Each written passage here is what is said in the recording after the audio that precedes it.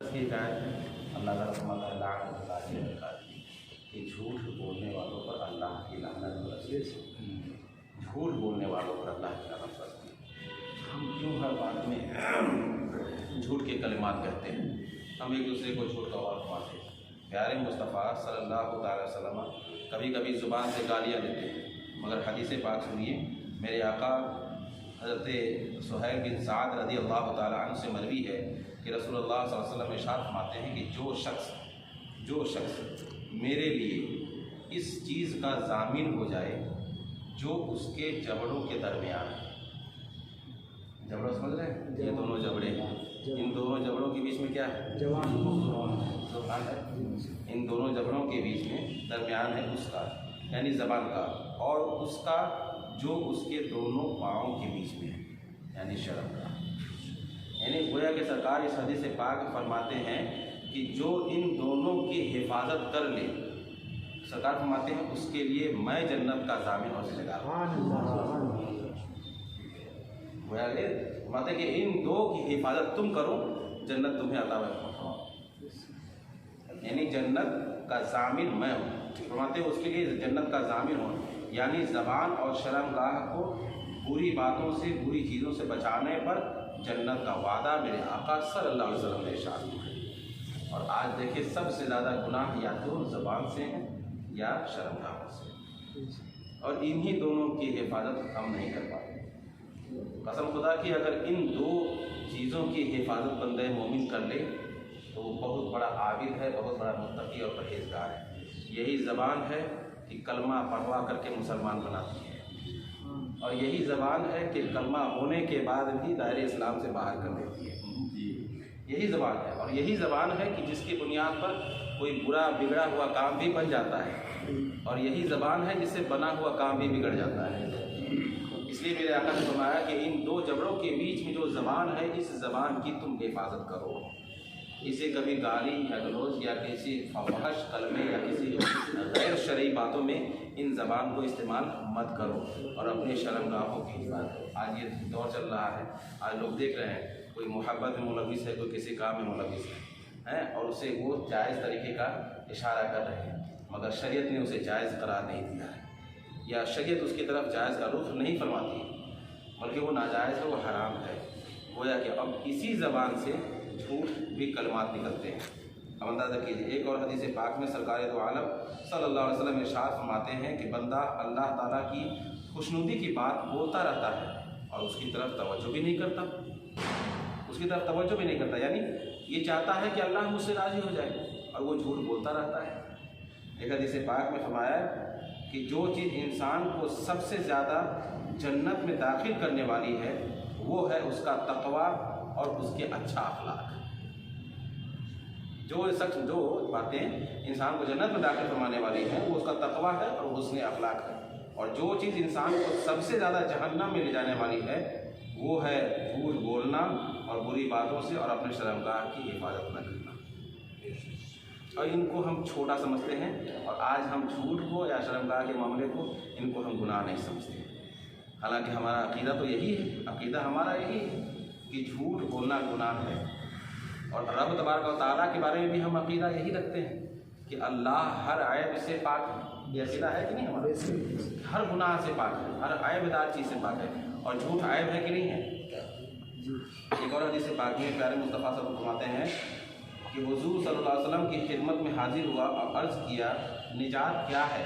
तो इरशाद फरमाया अपनी ज़बान पर काबू रखो और तुम्हारा घर तुम्हारे लिए गुंजाइश रखे, यानी तुम अपनी ज़बान पर काबू रखो, यही तुम्हारे लिए निजात है। तुम अपनी ज़बान पर काबू रखो। और हम बाद में कभी झूठ का इस्तेमाल करते हैं। ज़रा सोचें, जिस पर मना फरमाया हमारे सरकार ने, कभी उनके ज़बान से झूठ के कलमात नहीं निकले।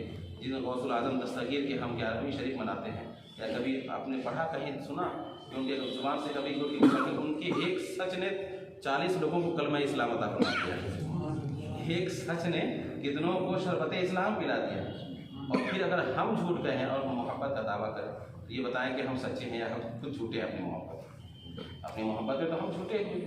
इसलिए कभी झूठ का इस्तेमाल अपनी ज़ुबान से न करें। और खुद एक और हदीस पाक में प्यारे मुस्तफ़ा सल्लल्लाहु अलैहि वसल्लम इरशाद फरमाते हैं कि जब बंदा झूठ बोलता है तो फरिश्ता उसकी ज़ुबान से कई कोस दूर चला जाता है, अंदाज़ा लगाओ। फिर हम झूठ बोलने के बाद हम फिर दुआ करें और फिर हम ये नाशुक्री करें कि अल्लाह ताला मेरी दुआ कबूल फरमा रहा है, मेरी दुआ कबूल नहीं हो रही, तो हमने झूठ बोलकर अपनी ज़ुबान को गंदा कर लिया है। वरना अल्लाह के कलाम में कल भी तासीर थी, आज भी तासीर है। अल्लाह के कुरान में तासीर कल भी थी, आज भी तासीर है और इंशाअल्लाह क़यामत तक तासीर रहेगी। असर हमारी ज़ुबान में नहीं, असर हमारी ज़ुबान में नहीं है। हमने इसको झूठ बोल करके गंदा कर लिया है। ये तो झूठ के ताल्लुक़ से है। और बरक़ात शरीयत में हमारा जो अक़ीदा है वो ये है कि हम अल्लाह ताला तमाम बुराइयों से, तमाम बुरी बातों से ये पाक है। अक़ीदा ये है कि खुदाए ताला के लिए हर ऐब नामुमकिन है। ये मानते हैं लोग, हर कोई मानता है कि हर ऐब से रब पाक है, चाहे वो कोई भी ऐब हो या कोई भी गुनाह हो, हर ऐब से पाक है। जैसे झूठ, क्या मानते हैं? अक़ीदा क्या बोले आप, क्या समझेंगे आप? अल्लाह ताला झूठ से पाक है कि नहीं? हर ऐबों से पाक है। झूठ ऐब है कि नहीं? ऐब पाक है। और कुछ तो नहीं कर सकते उसके बारे में, बल्कि आप यही कहेंगे हर ऐब से मेरा रब पाक है, हर गुनाहों से मेरा रब पाक है, हर बुरी बातों से मेरा रब पाक है। देखिए, खुदाए ताला के लिए हर ऐब नामुमकिन बल्कि मुहाल है। जैसे झूठ, जहालत, भूल, जुल्म वगैरह तमाम बुराइयाँ खुदा के लिए मुहाल है। मुमकिन या गैर मुमकिन या करीबुल वक़ूअ भी नहीं कर सकते, बल्कि इसे मुहाल ही है कि हो ही नहीं सकता। और जो ये माने कि खुदा झूठ बोल सकता है तो क्या वो दुरुस्त है? बिल्कुल नहीं। अरे जोर से बोले आप। बस ये आखिरी बात कि कुछ लोग कोई अगर माने कि खुदा झूठ बोल सकता है तो मुसलमान नहीं है ना? नहीं, क्योंकि झूठ ऐब है। कुरान ने भी कहा झूठ बोलने वालों पर लानत है, और हदीस में प्यारे मुस्तफ़ा सल्लल्लाहु अलैहि वसल्लम ने भी इरशाद फरमाया कि झूठ बोलना ये ऐब है ना। तो हमारा रब वो है जो हर ऐब से पाक है, समझा ना? जो हर ऐब से पाक है। और उसके लिए कहना भी कि वो झूठ बोल सकता है ये भी गुनाह है, गुमराहियत है। अब सुनिए, जब ये आपने अक़ीदा समझ लिया तो अब देखिए कि ये वहाबी और दयाबना क्या अक़ीदा रखते हैं। हम लोग यूँ ही नहीं, कोई किसी पर यूँ ही इल्ज़ाम तराशी नहीं करता, कोई किसी पर उंगली यूँ ही नहीं उठाता। उनकी किताब है, एक है फतावा रशीदिया, ये किताब मैंने रात में इसको डाउनलोड किया, एक है फतावा रशीदिया। उसमें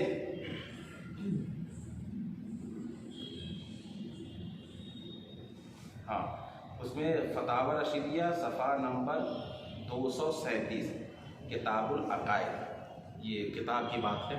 उनके पेशवा वहाबियों की, जो जिनको पीर समझते हैं या वहाबियों जो अपना पेशवा समझते हैं, अपने सबसे बड़ा गुरु घंटाल समझते हैं, जिनको मानते हैं वो उनके लिए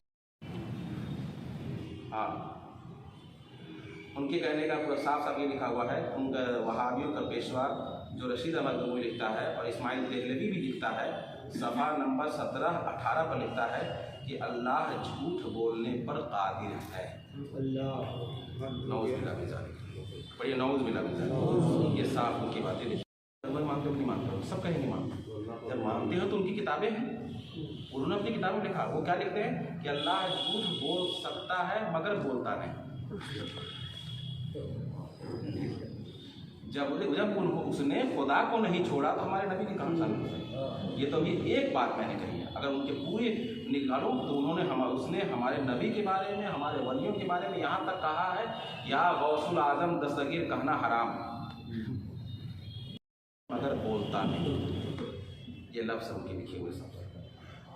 हम किसी भी कोई अहले सुन्नत वल जमात तोहमत नहीं लगाते। जो सही अक़ीदा है, जो सही ईमान है, एतिक़ाद है, वही रखो। खुद आप फैसला कीजिए कैसा अक़ीदा सही है। ये सही है क्या ये मानना कि हमारा रब हर ऐब से पाक है? सकना का माना क्या हुआ? अगर सकना मान लें तो झूठ हम बोल सकते हैं मगर हम बोलते नहीं। गौसुल आज़म झूठ बोल सकते हैं मगर बोलते नहीं। तो गौसुल आज़म को खुदा नहीं माना खुदा का महबूब बंदा माना है। खुदा हमारा एक है और वही रब है जिसने सारी कायनात को पैदा फरमाया और उसी ने नबी को पैदा फरमाया, उसी ने वली को पैदा फरमाया। और इनके पास जो ताकत और कुव्वत है वो सब रब की अता से है। हम ये नहीं कहते कि गौसुल आजम की पावर खुद से है, बल्कि गौसुल आजम के पास जो भी ताकत है वो रब के करम से है। नबी के पास हुजूर की ताकत है, रब का जो पावर है वो उसके खुद की ताकत है, खुद का पावर है।